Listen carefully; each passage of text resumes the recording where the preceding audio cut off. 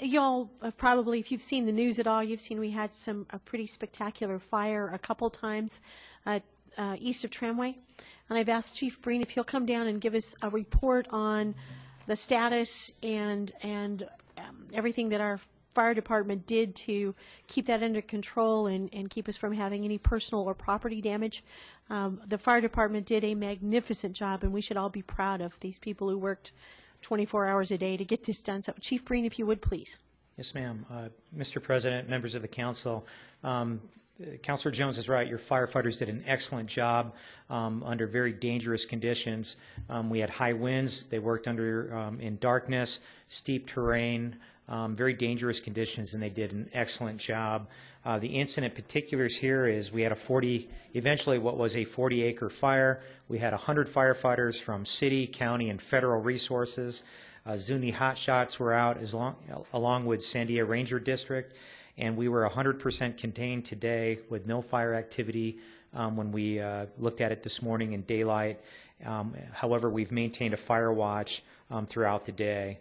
And I think it's important to say in these times of shrinking budgets in all levels of government, the Albuquerque Fire Department recognized the need to establish relationships with our federal, state, and county mutual aid partners so that we would have access to these resources in a rapid manner.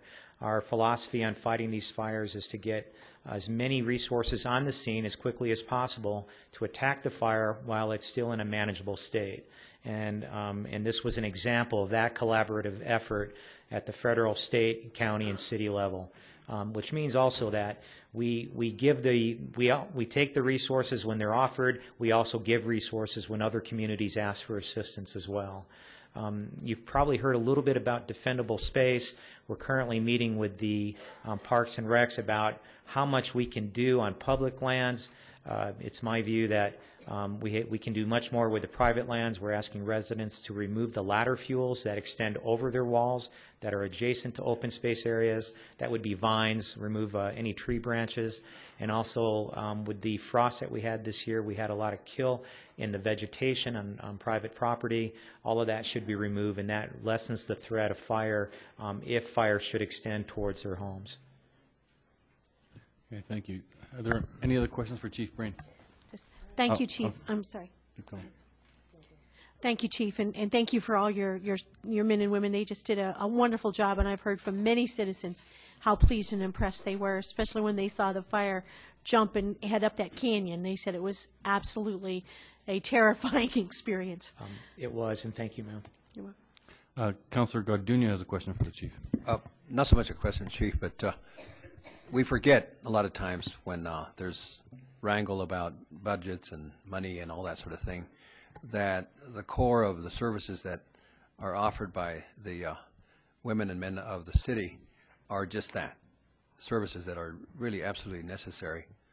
Firemen, for one, police, all of the employees. And until you need that service, you think it's a frivolous act to support these. And thank you for lifting up the fact that it's the women and men that we need to thank. Thank you, Councilor Garduño. Any other questions for the Chief? Thank you, Chief. You can be seated if you'd like. Next is, sorry. Debbie? I looked at you.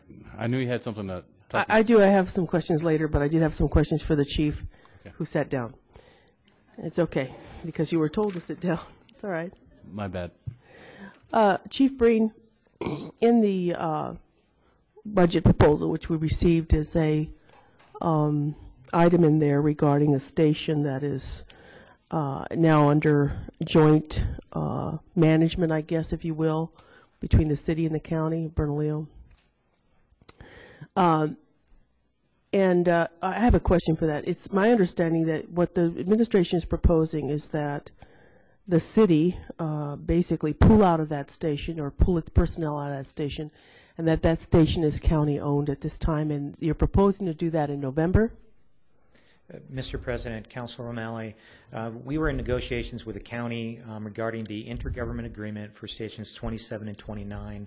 They're both county stations which we have staffed over the last 10 years. It's at a cost of about $40 million. We received no funding back from the county. We don't even get the state fire protection funds that they get for us staffing that station. Part of the negotiations, the county was interested in resecuring Station 29, which is on, it's in the valley, North Valley, Edith and 2nd, in that area. Osuna and 2nd, rather. We gave the county notice last month, the month of February actually, that we were vacating the IAG. We want to re-enter a new IAG for the operation of Fire Station 27, and the county will presumably take that station over November 1st.